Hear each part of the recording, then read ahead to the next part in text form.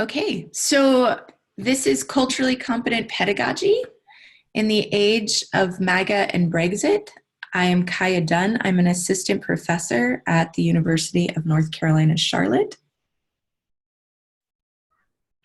I am Sylvan Baker. I am a lecturer in community performance and applied theatre at the quote-unquote Royal Central School of Speech and Drama. We were talking about this very recently, and the fact that even the semiology of being in a British conservatoire means that colonisation is in the title. The Royal Academy, the Royal Scottish, the Royal Welsh, and the Royal Central Schools of Speech and Drama, estimated or estimable conservatoires whose very existence colonizes its students. Yeah. Mm-hmm. And its faculty? And its faculty, yeah. We're trying to decolonize the mind, yeah. And its faculty, yeah. One of my colleagues puts the title in square brackets just to draw attention to the fact that this is a thing. Yeah. And I think I might agree. Mm-hmm. And I'm Stephen Buescher, senior lecturer in movement at the University of California, San Diego. Great. So this started as a panel at ATHE. I had a connection with Stephen through a group that we were both in, and I met Sylvan because I'd gone to a symposium on Black arts and literature, and then met him again in an ATHE panel.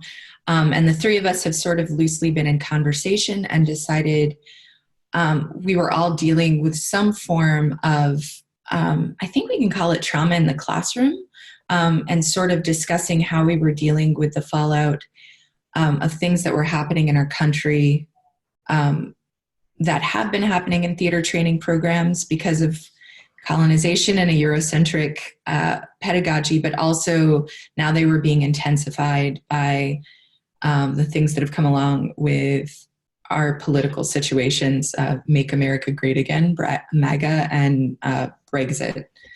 And so we wanted to talk through some of the strategies and the techniques we've used and some of the things that we've seen in our classroom. And I thought we could position ourselves by sort of talking a little bit about each of the situations that we're teaching in, if we're okay starting there. Mm-hmm. Mm-hmm. So the UK is in a state of complex flux. The ongoing on and offness of Brexit is now only starting to manifest as a thing. Mm-hmm. So what that means to higher education in the UK is that suddenly lots of comfortable relationships that we had with European research partners, particularly, are now at risk. And British institutions are having to contend with becoming something different and having to find a new economic ecology to function. So what that means is, for my work, I work in community and applied theatre, is that there is still a fairly inclusive student population. Mm-hmm. So the numbers of students of colour, Black students in particular, but students of colour that we have on the course, is much higher than the national average for higher education in a range of disciplines. However, as faculty, I am one of a very small minority of faculty of colour. There was last year some research that was done that said that there is an implication for students of colour when they are not seeing themselves reflected in the teaching body. But that basically was the result, a culmination of 15 or 20 pages of research that said, yeah, something does happen if you don't see yourself represented. I think ultimately it is a more concrete manifestation of a much wider social violence. I think the idea of trauma that you're speaking about, Kaja, is absolutely right. But I think the British context, which as quote unquote the mother country, and therefore a hub of colonization, doesn't necessarily see its relationship to enslavement or colonization as a thing in a way that's articulated in the way, in the manner that I've seen in the US. So students in discovering their colonial legacy and ethnic history are slightly more diffident. It's nobody invokes elders. No one talks about being on contested and stolen land. Within the British wider social intelligence, that's just considered rude. So it's never done. It's considered rude here. We just do it anyway.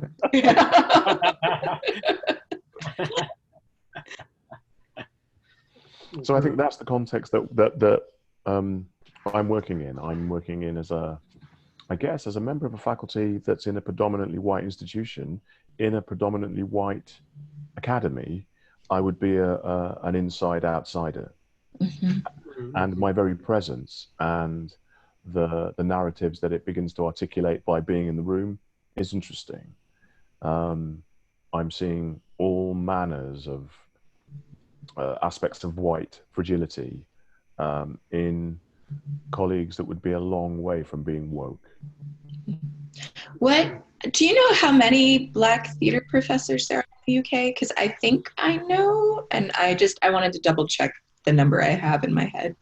I don't know, because it's changed, because we've just got 2 more within the last 5 weeks. It's just changed. So before the 5 week, like let's say last year, how many were there?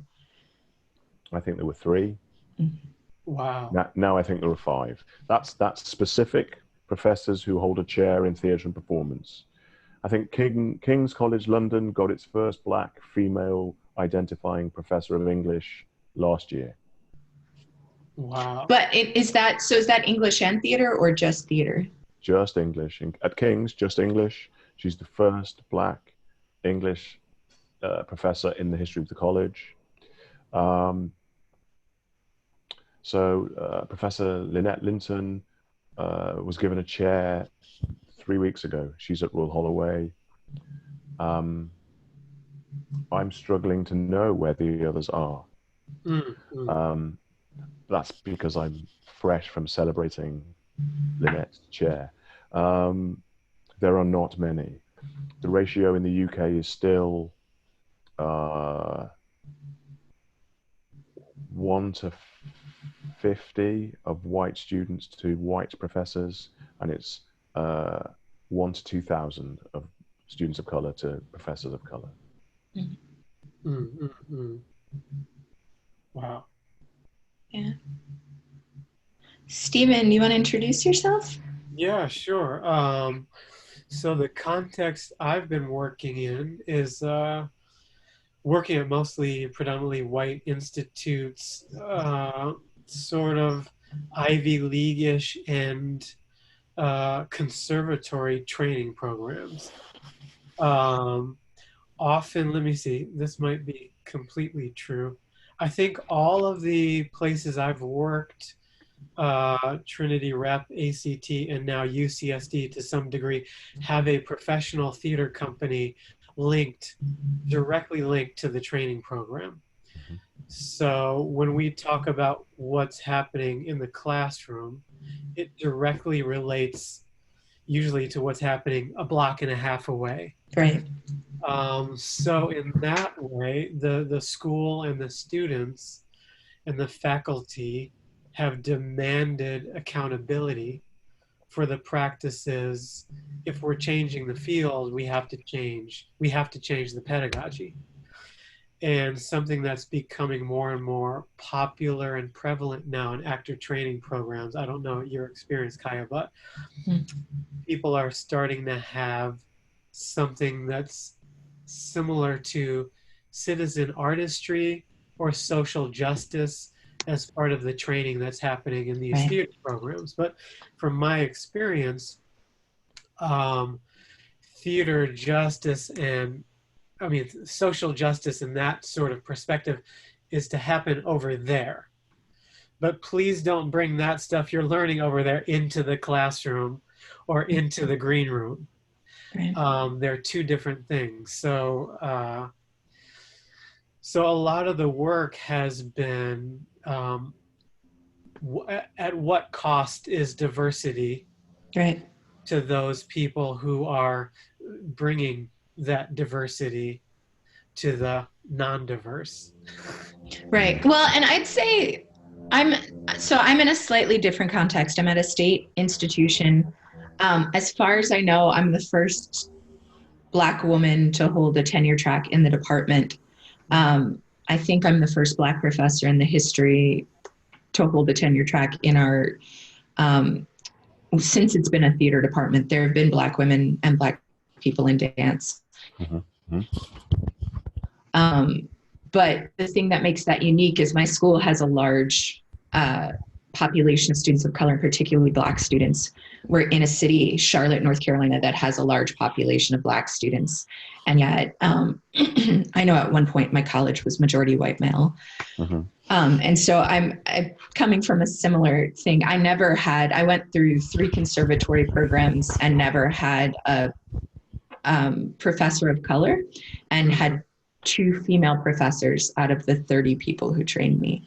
So I think the things that we're talking about are something that we would find as universals if we were to look at just the landscape of training programs outside of historically Black colleges and universities, which we have here, and schools that are intentionally making a change. Ours is a little different because so many of our faculty do have an applied theater background, or theater for social change, theater for social justice. And the first school I worked at catered to foster and homeless youth. So, but what I did find is when I was at the conservatory, I was told you either have to be an actor or a social worker. You can't be both. Wow. And I thought, because I'd heard of this circus in Ethiopia that was doing HIV training, and I was like, I want to do theater that makes a difference in my community. And I think most people who come from, I don't love the phrase people of color because I think it makes white and non-white. But for this purpose, people who come from cultures who've been underrepresented in the dominant Western institutional theater world have a call because of how they've been raised or because of their communities that, of course, I need to go and help my community. I need to do something for my community. And so I think that distancing that you're talking about, Stephen, is actually really problematic to making a training program welcoming to students. To say that you can't be a serious actor who's training for these bigger stages and bring this sense of social justice and activism into the classroom. And I also think it really disconnects from the type of work that's being done on large regional stages right now, particularly by playwrights of color who are writing exactly about the turmoil and the upheaval. So to me, it makes no sense when these things are separated out as like, that's our applied theater section over here and not core and fundamental to the actor training we're doing. But I think that keys into something that Stephen said in his introduction about that horribly contested and out-of-date term that is diversity. Right. There are different internal motivations for institutions to want to engage with this process. Right. So almost all of my work in applied theatre works with communities that are diverse in a range of ways. But that means that they're the participants. They're the beneficiaries of work. When you start bringing them in guises like myself, as scholars, as practitioners, as practitioner researchers, the fact that the stuff that we already know from a range of theories about the existing frame being a white frame suddenly gets slightly incredulous that you are questioning this work and questioning the alignment of this work, and also wanting to bring practice to it that doesn't necessarily sit or derive itself from a Eurocentric sphere. Right. So the idea that you might want to do things differently or draw on a different canonical field in performance or in activism is destabilizing for the status quo. And we all know what happens when you try and destabilize the status quo. Right. I also think that we're looking at things that become acceptable once they can be codified by the traditional academy, right? Yeah. So I use the example of music, like jazz is now something you see all over the academy. We're just starting to see hip hop theater be accepted in a wider space, even though there have been Black people teaching it for a decade and a half, 2 decades. But it's the, I need to be able to codify this in a way that I can master it. I've got another initiative that went out that's specifically to bring people into the room that haven't been brought into the room. And the first response I got was from white males who were touting their diversity credentials from all of these predominantly white institutions. And it's like literally the call went, this is to bring other people in the room. And you're telling me by your introduction that you have not only been in the room, but have been a gatekeeper to the room around diversity. And you are not excluded in any way from any of the, like, not only are you in the room, you're leading the room. this whole, but it was like, well, who has access to this then? Because a larger response came from a Facebook post where people felt access. But when it goes out through these other channels, like who are we leaving out? Who are we excluding? And then also one of the things I've been thinking about a lot as we teach and we try to mitigate trauma and also think about culturally competent ways to teach is how many actors are having to learn Blackness as it's dictated through a white lens. So if all of them. Well, unless they have teachers that are working it, but you're looking at canons like Porgy and Bess is done, and that is Blackness through a white lens. Even when you have other Black artists coming in to sort of mitigate what that is, unintended aggression specifically towards Black males, a lack of curriculum that addresses specific communities of color and what their needs are, what are the tropes that they're going to be playing. I've used this example before, but in our speech classes, in the books that we use, you learn RP, you learn Standard American, you learn Irish, you learn, all of these, and then you can learn Japanese or Jamaican or, a Southern Black dialect. I learned a Southern color, South African colored one because I was called on to use it, but we had to teach ourselves those dialects, whereas Irish was standard. And like, I can do a great Irish dialect. I've never been asked professionally to do that. And so it's like, what was I paying for? But again, what sits behind the beautiful white lens that sets that up is what received pronunciation, RP, means historically. RP and that dialect, that accent, is the language of culture. And what concerns me in the institutions that I'm seeing around the UK is that the mythologies that sit around actor training are being used as a defense for the status quo. So what you will hear very often is actors are really busy. They're in at 9, they're in at 8, and they're home at 8, and they're in every day. So they don't have time. They're learning the craft. There's no time to learn anything else. And one of the pedagogies that always comes to mind when thinking about this practice is, oh, well, that response makes me really curious. Curious why that's rolled out so often and so quickly when you ask an open question like, what happens if you teach intersectional positioning around some of the things that will become foundational within actor training? What happens if an actor learns something about colonial history and imperialism? How then can that open them up to use RP in a way that might resonate differently and more productively for their body and the body that they bring to the stage, rather than being endowed upon them as something which, some of the Black students in institutions in the UK talk about feeling erased because they're told that their own accents are wrong or bad or worse. Yeah. In a couple weeks ago, I was auditioning for 3 things where I was asked to do a Black Alabama dialect, a Haitian dialect, and a Nigerian dialect.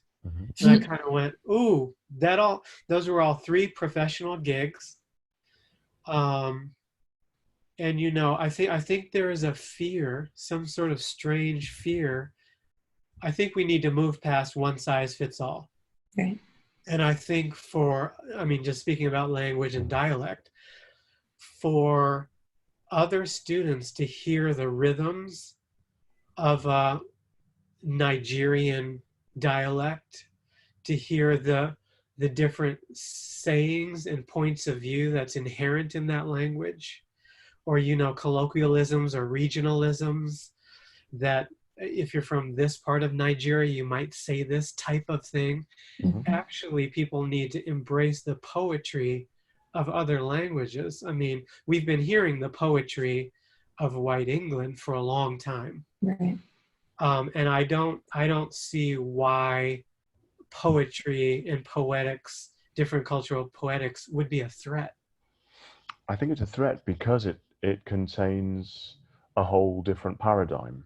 I think the idea, so it's Yeah. now, I think, coming to the end of its very long global tour and run. But when the Barbershop Chronicles first opened in the UK at the National Theatre, some of the discourse that was happening critically about it wasn't about the narrative or the performance. It was about what happens when you put this range of accents and dialect on stage, and the concerns that because there was African and different kinds of colloquial black speech on the stage of the National Theatre, that the more traditional, and for traditional, replace that with conventional white audience, won't be able to understand it, and therefore won't like it and don't want these stories. So why would we bother? Right. And even though that this show has been critically acclaimed and around the world, now it's coming back to the UK to close, that discourse has started again. Yeah. Well, again, if you're looking at decolonization or anti-racism, you're looking at power structures being threatened. Yeah. And so what happens is you don't have mastery of that. And your positionality in the world has always been, we own this and we have mastery, and it's an assimilation idea, right? Like, so if you can master our culture, you gain access to our institutions. And so when you're changing because then people who belong to those cultures now hold the key to that access. And that is a threat to power. That is a threat to positionality. And as much as people talk about diversity, what they don't necessarily want is a change of power, because then everything that they have learned suddenly becomes threatened.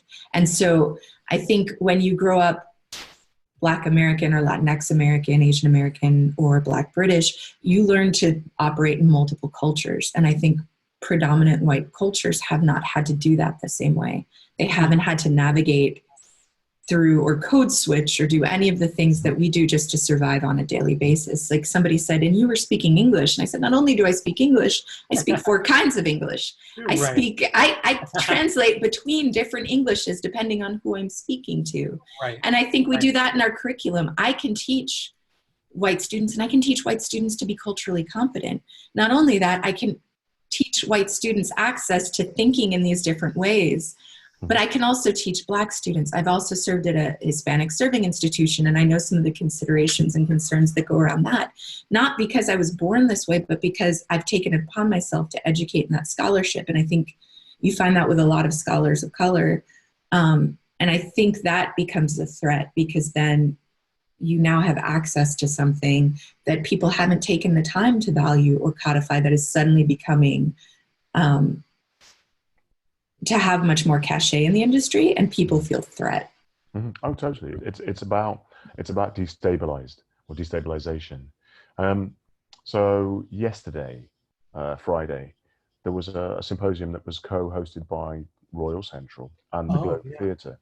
And one of the interesting things in the panel on Friday morning is they had a panel of 4 Black actors, 2 of which are in the current repertory company that the Globe has set up to be different and innovative. And it's exciting and different and innovative. So it was 3 Black women and 1 Black man whose experience of theatre as professionals ranges from 3 to 5 years to 25 years. Mm-hmm. What was chilling was that there was a commonality in their observations. Like you say, Kaja, as actors going into the rehearsal room, they already come with the awareness, the risk and the preparedness that they're going to encounter some kind of challenge because of their bodies in the room.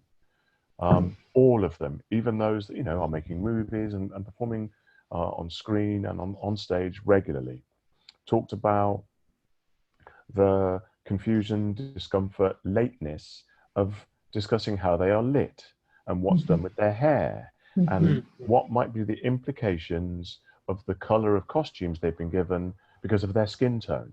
Right. And how A, it's only ever addressed at tech, right, and B, the well-meaning but not necessarily productive responses, well, your own hair, body, skin, so you sort it out.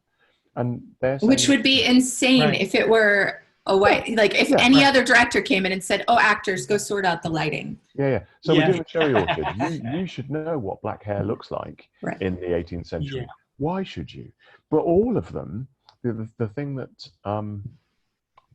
stirred me the most is all of them said, even though we know this, even though we know that this is wrong, we can't help ourselves but try and solve it. Try not to seem like we are the problem, when there's a thing. They're not being lit. They can't be seen.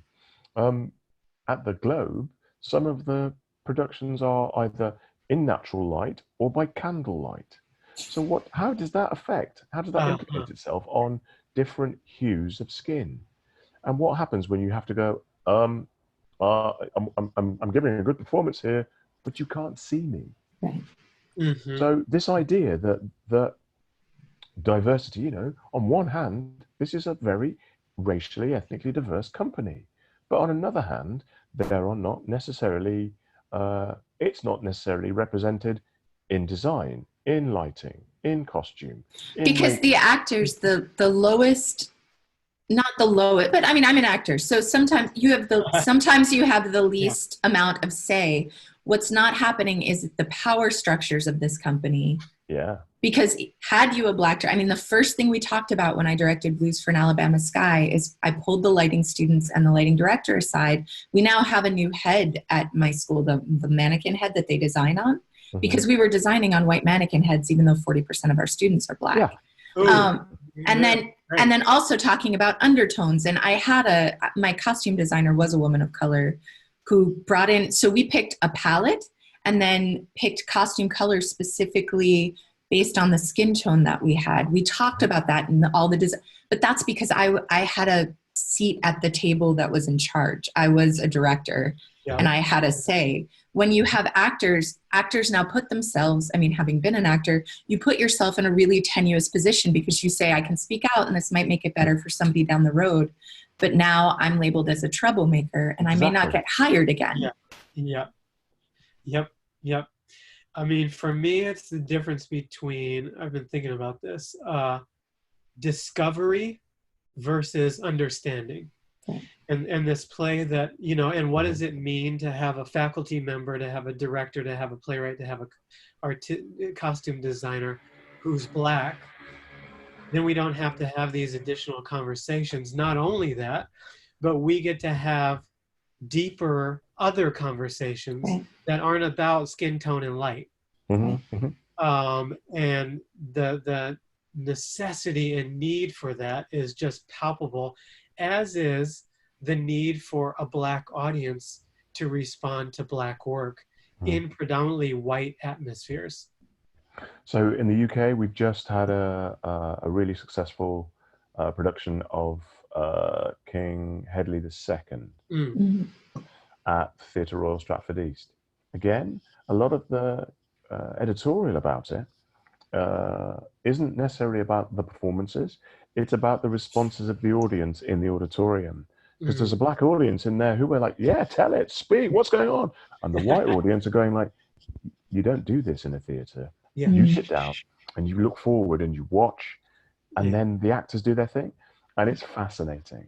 Yeah. Fascinating. Yeah. So one of the things that's great, and then I have a topic I want to move us on to, but Dominique Morso actually puts an instruction book for white audiences in her program. So when you do one of her plays, you have the option of including this thing that says, my plays are written to be responded to be laughed out loud to be like, to have an audible response. And it's like, the thing that's usually given to disenfranchised communities of here's how you behave in the theater. It's sort of a like, here's how you behave at my place in the theater. As a Black woman, here's how I want audiences to respond. And it's sort of a like, stop telling people to not do that. I love, like, the first time I saw it, I was so excited because it's a way to sort of frame it so that that discussion doesn't happen in the press, so that it can be, no, you're coming to my play.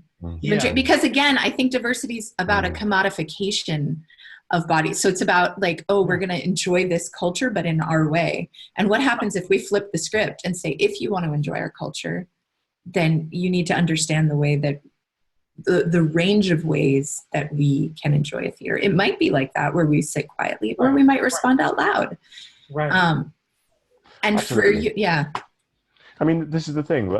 White supremacy makes whiteness property. You are invited to occupy a space, but it's a white space.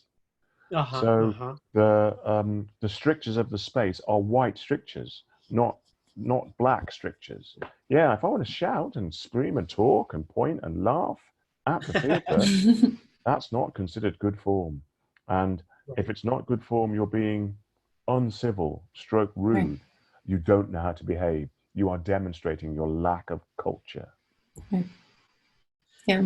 So I wanted to, if we can shift the conversation a little bit to some of the things that we've been seeing in our classroom that may have always existed, but might be exacerbated by the discussions that are coming out. I don't want to spend a whole lot of time on what has come out. I think hopefully most people know, since we've had these movements of nationalism and I would say racism in our respective countries, that there have been a lot more attacks, and our students are hypersensitive. So I have students who will post about something that's stressful in the school day and then say, so we had a shooting recently at our school, and it was in the next building while all of our students were celebrating their end of year party. So our students all ended up locked in a dressing room. And so every time a shooting happens now, I have students who are posting about how stressed and anxious they feel. And then my Latinx students will post something like, and please stop locking all my people in cages. Or they'll post about being followed by the police. I had a Black male last year who was late in class. And when I asked him about it, he said he got pulled over by the police. And I asked him if he was okay. And he's like, yeah, I'm fine. And I said, I understand that this is stressful. And he's like, well, I told the cop I needed to get to class. And he told me I didn't look like a college student. This is right outside of our campus. There are things that go out all the time from the police about what the suspect looks like, and often it'll say a tall Black male. And I have a predominance of tall Black men in my acting program right now who then feel a risk walking around campus in their bodies. So some of the things we've seen on our campus, I'm just looking at my notes, are anxiety, depression, and an increase in mental health pressures and issues arise. So I was talking to our counseling center last week, and she was stressed out. And she said, normally we have 4 crisis walk-ins a month, which means they're at a level that they have to see someone right now. They're suicidal ideation. They're at a point where they can't wait to get an appointment. In the past 2 weeks, they've had 15 a week. And that's not 15 people coming to the counseling center. That's 15 people who are at risk of their lives in the past week, up from 4. And so there's been, and we're seeing it. So one thing I do is when I do attendance, I do a check-in, and instead of saying here, you give me one word about how you're doing. And what I started to notice towards the end of the year, and have since elections really, and then it's been increasing with the shootings. We had a KKK march in Hillsborough 2 weeks ago, which is right near us. And the students were all aware that the Klan was marching through. There's a lot more stressed, unsure. I don't know. I just don't feel good. We've had a lot more sickness. And so I'm wondering, I can talk a little bit about the research around that. There's an article about the links of experiences of racism and stress and anxiety for Black Americans. But I'm wondering what you all are seeing in your institutions.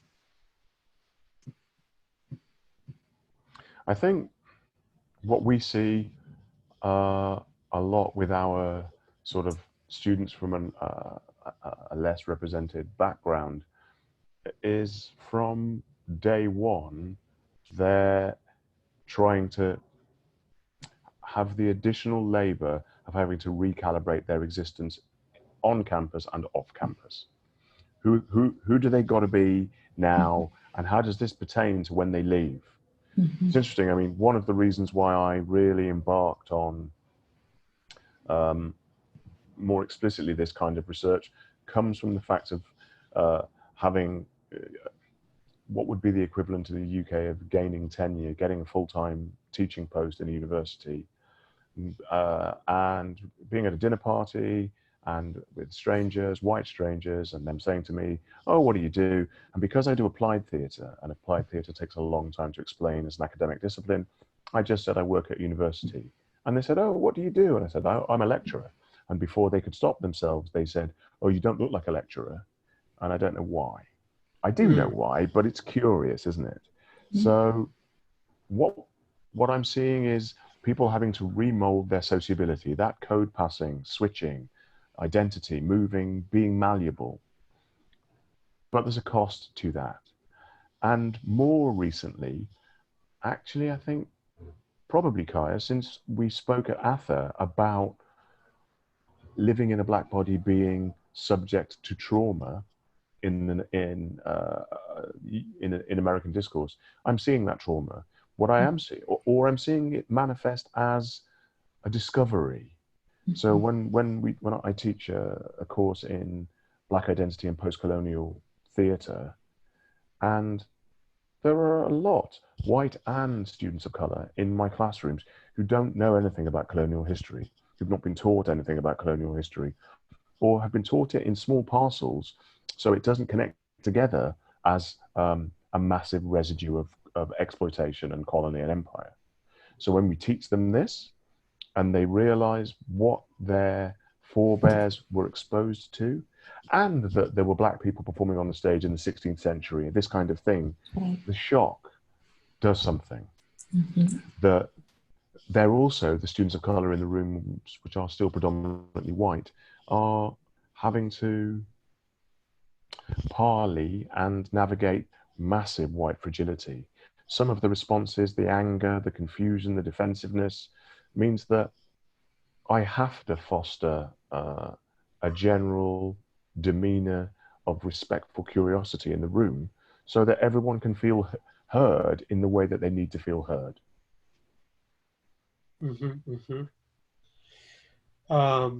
You know, still there are white colleagues who are saying that people need to leave things at the door, which I know that's something I was taught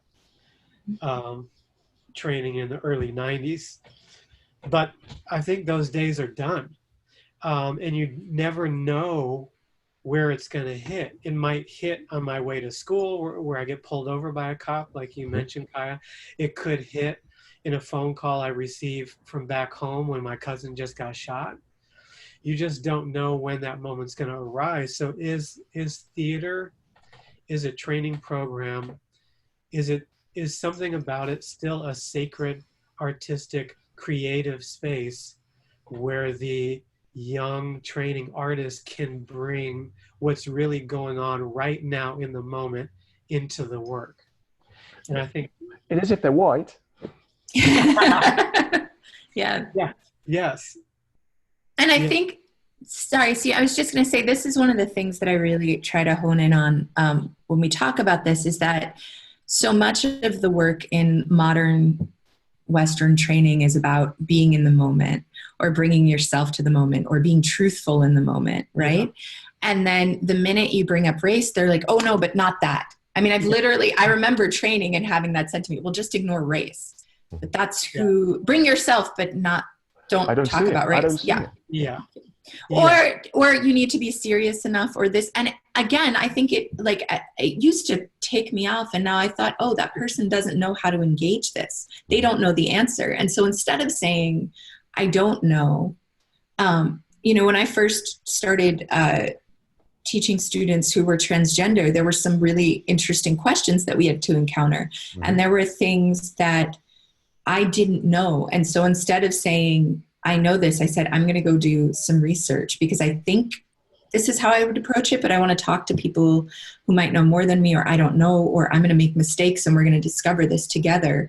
Not putting the onus on the student to train me, but also admitting where I had a deficit, because this wasn't anything that we'd ever trained for. And I think that doesn't happen enough, especially, and we're not hiring the people who do know how to deal with these things. So, you know, I was told, I went on an interview a while ago and I was told, oh, well, we already have a Black theater professor. So if we hire you, then we really have to focus on something else our next time around. And I just thought, you know, there were 9 white people in the department. And I thought, did you, on your third white hire, did you say, you know, we have 9 white people, we're really good? No, you didn't, did you? And I teach acting, you know? And so it's always curious to me how we talk about this, or how we're discovering it, or who is the expert in this in the room. And I mean, a colleague of mine is who is would consider themselves more than an ally, white scholar at work. They're definitely an accomplice in this process. Drew my attention, we were talking about all of this, drew my attention to Foucault around this and civility. And that's what, it was actually behind my comment about Stephen, that you made about, well, who gets to do this? What kind of person in the creative process, which is acting, is allowed to bring all of themselves into the room? And it is a white person. Now, I'm not being civil in saying that, and I'm choosing to not be civil, because civility is one of the other technologies of white supremacy. We don't make a fuss. We'll fix it. We take on board and personify the idea that we're the problem as artists of color in the room. And I'm finding, as a pedagogy, that adhering to Foucault and not being civil, now there's a major distinction between incivility and rudeness. I'm not being rude, but I'm naming the elephants that are in the room. And in doing so, it's refreshing for the students who are having to navigate in those spaces, and that work is going unvalorized. And it's revelatory for the white students in the room who are experiencing their identity as a racialized identity for the first time. So when you transit through this space, have you thought about the fact that when you sit down on a bus beside someone, that they pick up their handbag and move it to the other side because of your body? And white students on the whole don't go through that, you know? Some do, you know, there's different intersections, I'm aware. The Black students in the room, the students of color in the room are nodding. They've been in this world, they live in this world, they transit through this world to get to class, yeah? So I'm still holding this frame of, okay, let's be curious about this, but let's not be mealy-mouthed about what we're thinking or feeling, be it from a state of unconscious bias, be it from a state of socialization, but let's talk about it. You know, what happens when you're a Black actor doing Shakespeare and and there's a line that says, and your children have alabaster skin? My children don't have alabaster skin. Okay, so what am I going to do with that? What's the audience going to do when that's said around me, when my body is here? Okay, you've got to see it, you've got to engage with it. Yep. And speaking up, however, does come with a cost and a consequence, especially when, I don't know how it is in England, but especially when here, often the lead acting teacher is also the head of the program. So when you speak out in that kind of way, even if you're civil, because there's also nice nasty, and people can pick up on that. But even when you're not screaming and yelling, the person that you're talking to is probably in charge of your casting, is probably in charge of who gets what kinds of awards this year, is probably in charge of who gets what kind of meetings with agents and managers at the end, that they're people. And that person will probably also either write you or not write you a letter of recommendation for this other thing. So the implications are just, and I've seen this firsthand happen for people who are speaking out, specifically Black women who are speaking out. Yeah, that's it's always interesting too, when we talk about intersectionality, what happens when you bring up gender and race together, and who's being allowed to speak, who's not. Mm-hmm. I mean, I said I'll be sitting at a faculty table and someone will say women and people of color. And I just and it happens so often, because even though that person is usually trying to be inclusive and woke, I wonder, and I'm thinking, we're teaching students, and what you do is you put me at a weird intersection of picking one or the other, and I'm both. Mm-hmm. I'm both, and it's usually I wrote you guys a note. Yeah. So, I mean, absolutely, this is the thing. And speaking to your point about power, Stephen, yeah, there are faculty colleagues who are white faculty colleagues who are incredulous at this discourse. And they are in disciplines all over higher education in the UK who were saying, okay, I've got some diverse students in my classroom. By which they mean it's not monocultural or monoethnic or whatever. So they're happy. You know, we should be happy that we've got one student of color in our classroom. So what's the problem? Right. And so I think, though I'm screaming on the inside against disability, I think that we're still in a stage in the UK where, if I was to liken the challenges that we're having towards dealing with an addictive life history, we bottomed out. You know, most of our institutions aren't even willing to fully, publicly and loudly articulate that there is a problem. Yeah. And I think that's one of the biggest challenges for us. So some of our colleagues going, oh yeah, there's a problem. And some of the colleagues who would be allies and accomplices, white colleagues who would be allies and accomplices, are doing that really well. But then the recuperative response of power is that we don't know what to do. We can't find the right people. What do you think we should do? Okay, I've got 50 odd years of field work in this body, but I'm not an expert in this, you know? Yeah. So, but because of this body, they come to you and go, well, what do you think? And it's good that they come, Right. but it's also good that they go, oh, hang on, what do I need to change up here? Some fantastic work happening in my institution in voice training, where there are colleagues who are honestly and bravely looking at the foundational components of their teaching and seeing and going, yes, it hits 70% of my class, but it's missing 30. So what do I need to do to get to that 30? And what I might need to do might be fundamentally rethink how I do my pedagogy, what's in my pedagogy, who I teach. But that involves a different labor and can be challenging in a different way. So I suppose this is, for me, in a way, some kind of segue into, okay, well, what do we need to do? My question at the end of the long table I was hosting yesterday at the symposium was, okay, we know the problems. What are we gonna do? And how? And at what stage? And sorry, I don't mean to interrupt. I do want to hit that, but I want to hit just a little bit so that people know that we're not just talking about people's feelings being hurt or people feeling stressed, which is bad enough in of itself. But I mentioned a study earlier, the link between experiences of racism and stress and anxiety for Black Americans. And some of the things that were talked about were that experiences of racism have, and this is specifically around Black Americans, but I think it's applicable to many groups, but that there are physical and mental health outcomes that have negative effects of racism.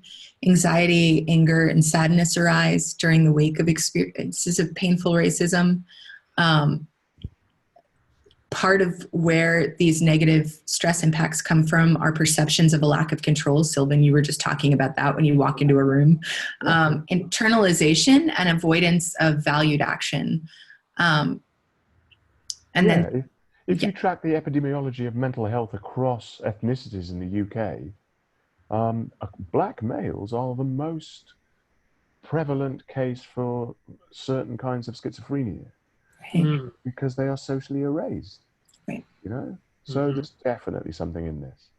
Uh, mhm, and then, uh, like, one of the things they talk about is, knowing that it's a serious issue, just how serious. 88% of Blacks in the United States experience racism, and 87% characterize it as a very serious problem. And 78% feel, and this was done in 2016, so I wouldn't be surprised if the numbers went up. Mhm. 78% feel that it's widespread in the United States. And so they're talking about racism taking many forms, including macroaggressions, which are overt racist experience, being called an ethnic slur, being physically assaulted, being denied fair wages, which is another thing Yeah. that we deal with here in the academy. When you look at the breakdown of income, and I work at a public institution, so you can look at this, mm, but the gay, here in the United States, we just marked Black Women's Pay Day, which was that at the end of August, we finally got to the same pay that a white male made in the course of 1 year. So we make Okay. 70 something cents on the dollar. Mhm. And then racial microaggressions are subtle, unintentional slights that denigrate or degrade individuals of color due to race. The assumption of inferiority or criminality, we're talking about the purse being moved, not having people who look like us represented at work, educational, and government contexts, being told we talk about racism too much, assumptions of sameness due to race. And racism can be at a structural or institutional level and not just at an individual level. And so these researchers have gone on to do a lot of work around, well, how is this specifically impacting people? And then NPR did a really interesting report on the effects of heart attacks on African Americans Okay. due to the amount of stress. And so one of the things I think to really note is, as we're talking about what this is and how we fix it, that this isn't just here's how we can train better, but that people are actually suffering in our institutions. And the damage that we're doing both in rehearsal halls and in professional productions and throughout training. I mean, you're seeing a lot more actors start to talk about, here's the trauma I've suffered. There was an article that just came out, theaters hurt me as much as it's helped me. Mhm. And I think theaters sort of has this, I don't know if you all encounter this, but this mythical view about itself that we're liberal Mhm. and that we help society. And that's sort of our fundraising marketing. And then, so it becomes, I think, even harder as an institution to really look critically at ourselves. So I have a friend who's an economist, and I'll talk to them, and I'm doing a study with somebody who's in the social sciences, both Black males, and they both looked at me and said, oh, I thought theater was different. And anytime I mention anything about a problem, they're like, oh, but theaters, y'all are supposed to be so liberal. Mhm. And my response is always, we're the keeper of the stories.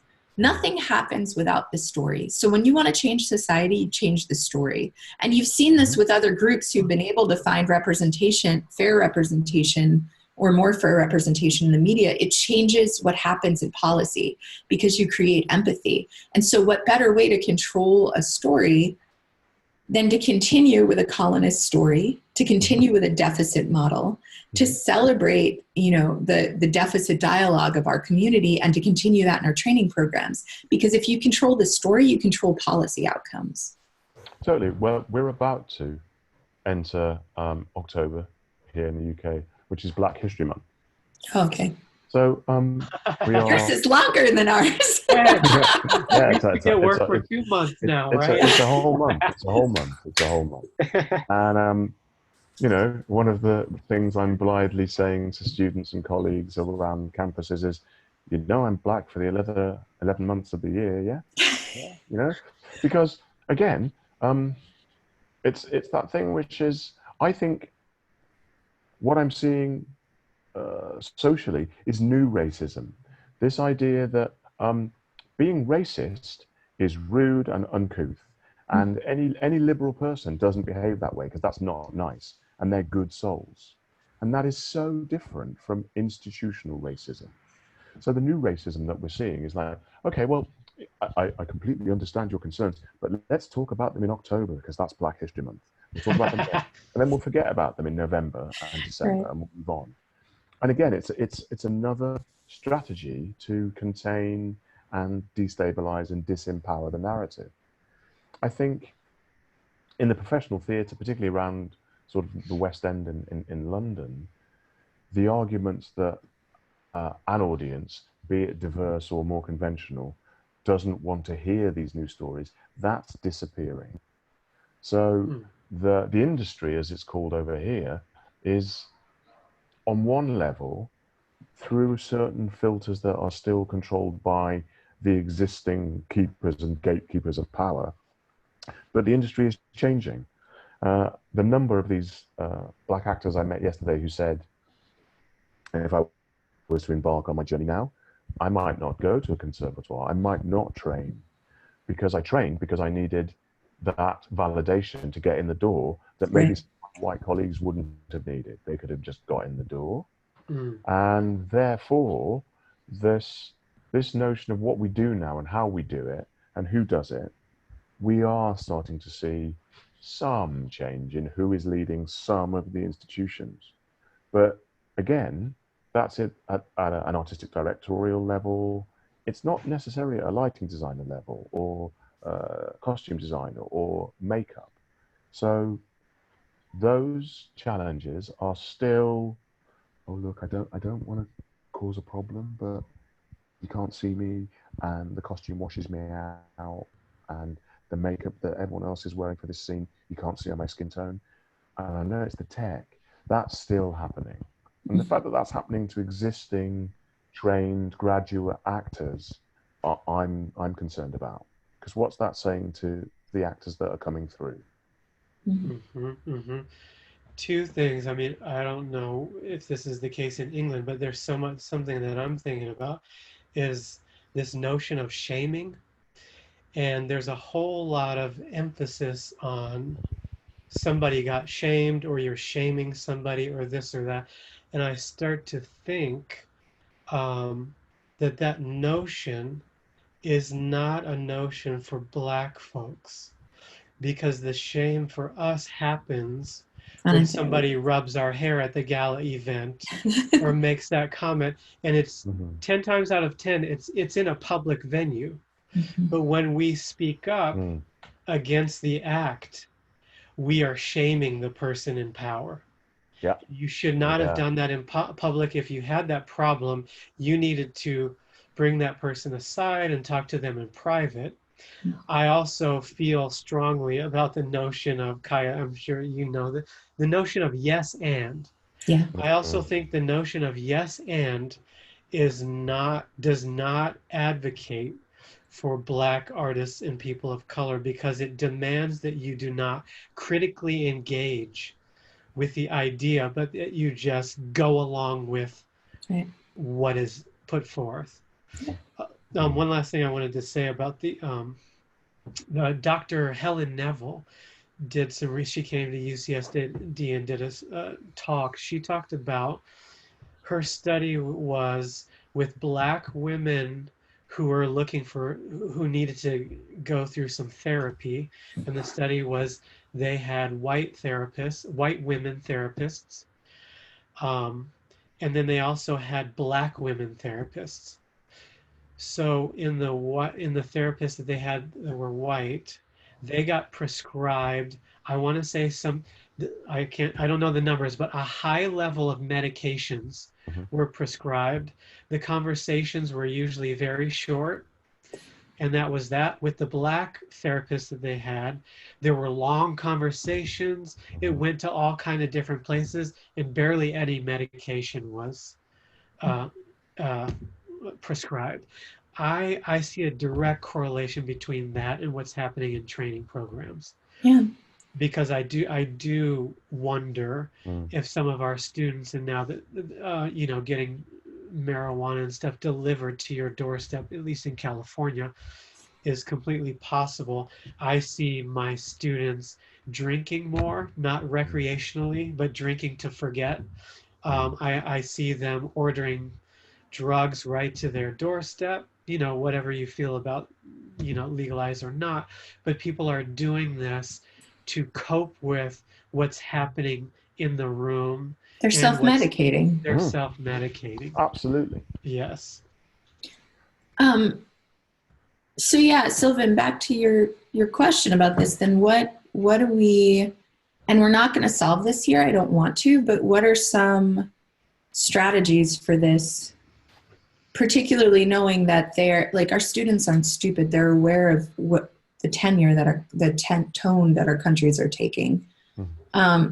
So how do you all, what are you all doing to mitigate this, or to try to create a healthy classroom environment? So this might be paradoxic because it speaks back to the emotional labor that we've been talking about and sort of skirting around in lots of conversations that we are having to make as people with these bodies in these spaces which are predominantly white.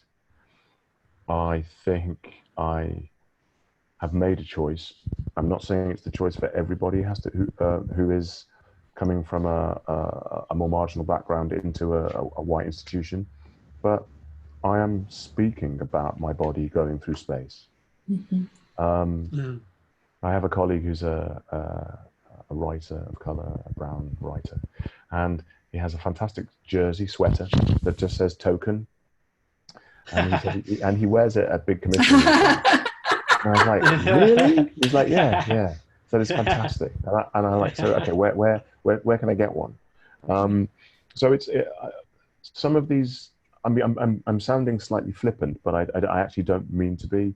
I mean, I'm again being less civil about the fact that my body's in this space, and that can be the first site for a conversation.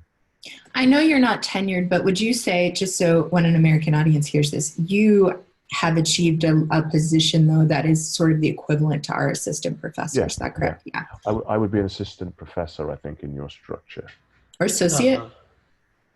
So it's assistant, associate, full? I'd be an assistant. Yeah. Okay.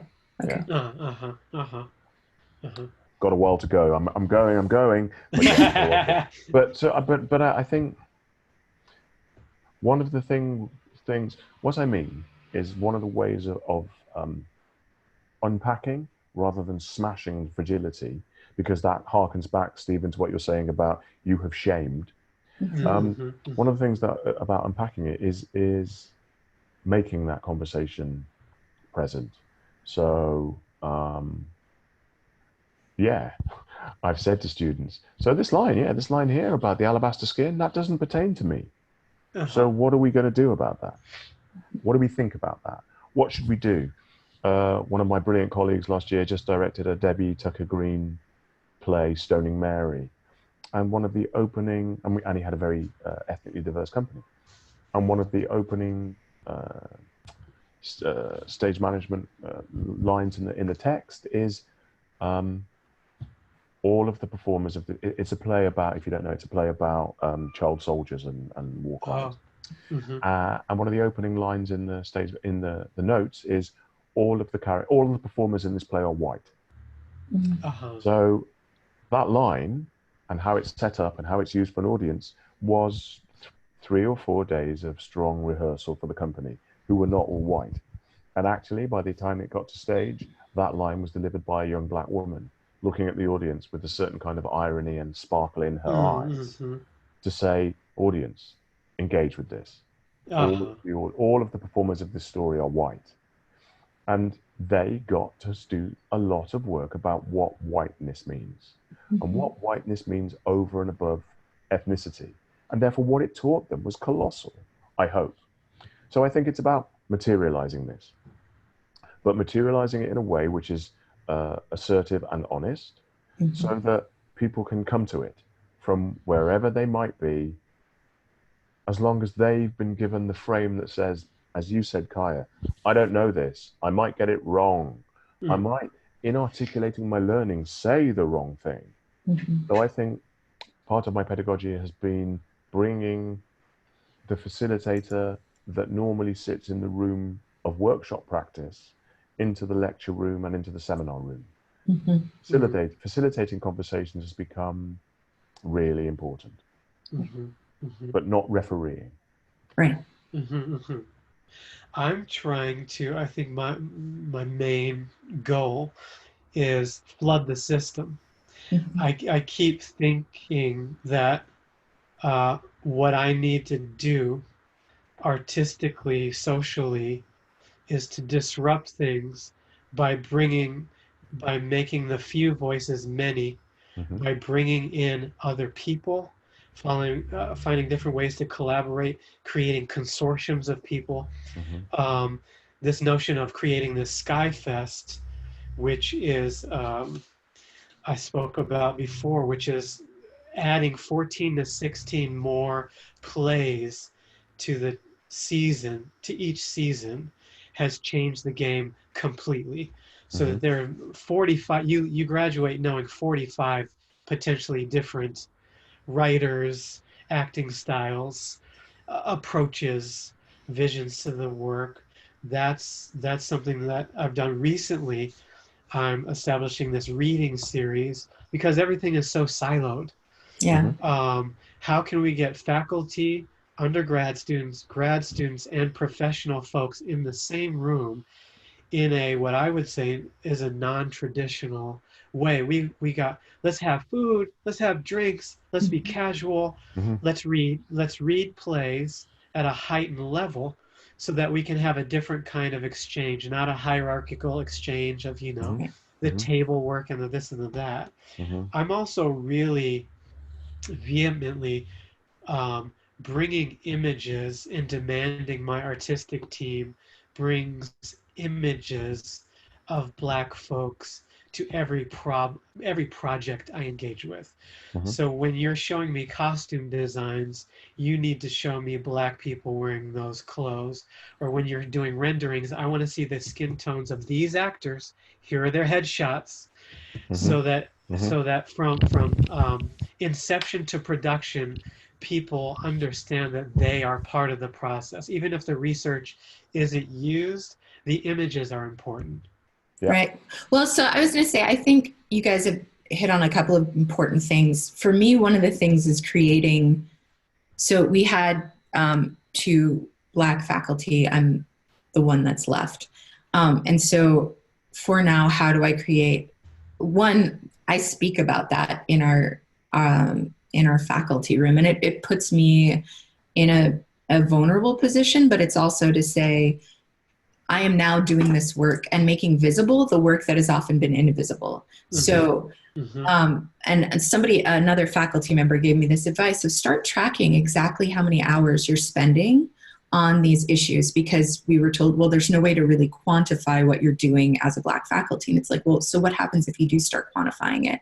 What Mm-hmm. happens if you do start saying, I'm spending 5 hours every week from this particular play? In fact, I asked not to do a particular play because I was like, I have no more bandwidth to deal with the fallout from this racially specific play, because it's just me and there are questions that are coming. And so I've started to, we have a diversity person on our faculty to say, I need you to strategize with me about how we're going to deal with this, and so that they can see some of the work that's being done.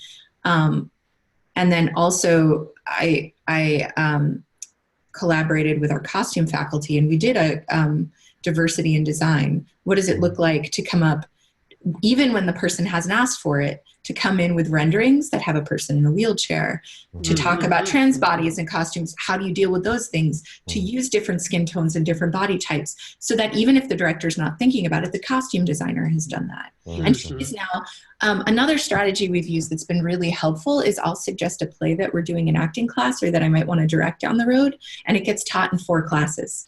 So that people are now discovering it from dramaturgy, from costume design, from lighting. And it's a way to introduce, because one of the complaints when I first got there is we're not reading. So like I said, the majority of our underrepresented, whatever, students are students of color or Black. We also have a Latinx population. And so there have been some talk about, well, what are we doing with that? And I was like, here's 10 plays that we can look at. And then having colleagues from other backgrounds, if that's not my specialty, because I can't specialize in all of it, but I'll give you the work I have if you can share this with me. It's not me writing you going, I have a Middle Eastern student, give me something, but it's an exchange. But then also talking and calling out the good person narrative, the disconnect between liberalness and anti-racism. calling out surface level Yeah. scholarship into Blackness, which is a big thing right now. Like, I wrote a paper, so now I'm an expert. Calling out when people explain for Black people, like, what I think you mean. And it's like, no, I said what I mean. Yeah. I speak for kinds of, and then demanding that we have greater cultural nuance and expression in rehearsal and performance, looking at power sharing and restructuring of power dynamics. So I can model that in my classroom, which again is a risky thing because it puts you, I think that for so long in the theater classroom, the model has been the guru. And so when you say, I might not know, I think to some students that sets off an alarm because they're like, well, I want you to know how you're piloting the plane. It's not that I don't know how to teach. What I'm saying is we're going to create a space that's open, but that has to be modeled and fostered and can often cause conflict. We have complaints right now because we've been trying to diversify our season. I guess if a few of our students have come to our chair and said, you know, we're doing too much Black work. And we're doing 2 shows, one of that who has white and Black characters. And some of, you know, the discussion is, well, should we do things that are more universal? And one of the tactics I've taken is that there is no universal. We can do white work that allows for other bodies, but it's still white work. And if we're not talking about with our students, then of course they're going to see that, oh, well, we're doing Black work and not the work for everybody. But for so long, white has meant for everybody. Absolutely. But I think that we are talking about the same things, aren't we? We're talking about how things are facilitated, how they're brought into the room, how we create alliances and confederacies. And I'm choosing my words with care because I think it's important that we reintegrate conversations to make things aware. One of the actors at the Globe said something fantastic in terms of, they said lots of things that were fantastic, but they said something that was particularly fantastic about some of these things that are lived experience for artists of color, Black artists, about when it comes to costume and lighting and hair. They said the best response that they've had is from a technician who was like, this is brilliant. This is an opportunity for me to really expand my practice and my technical artistry here. This isn't a challenge. This is a fantastic opportunity. And they said they took that on board, and they now use that line as part of the opening salvo into I can't be seen, or this costume is clashing with my skin. You know, this is a creative opportunity here. It's something that we offer within that idea of co-creation, which definitely sounds like it's in the festival, Stephen. You know, there isn't masters. This isn't about mastery. This isn't about what Freire would say as, you know, banking. We go into the room as teachers and students, and that nomenclature is flipping between us. The student is definitely the teacher with us often, in a way that doesn't necessarily trigger, well, you don't know anything when you're teaching me, but you don't know anything. But it definitely valorizes what you're saying, Kaja, which is it is impossible for us to know everything. And why would we try? And we would only know the everything that we know from our own perspective. So what happens if we share? Yeah. I think that's a great note to end on. I think so too. I value you two as collaborators and thinkers, and I really appreciate the conversation, and I'm looking forward to seeing what we can do with this going forward. Too. So I'll be in touch soon. Thank you both so much. Thank you so much. All right, Stop thank you. recording. Thank you both. All right.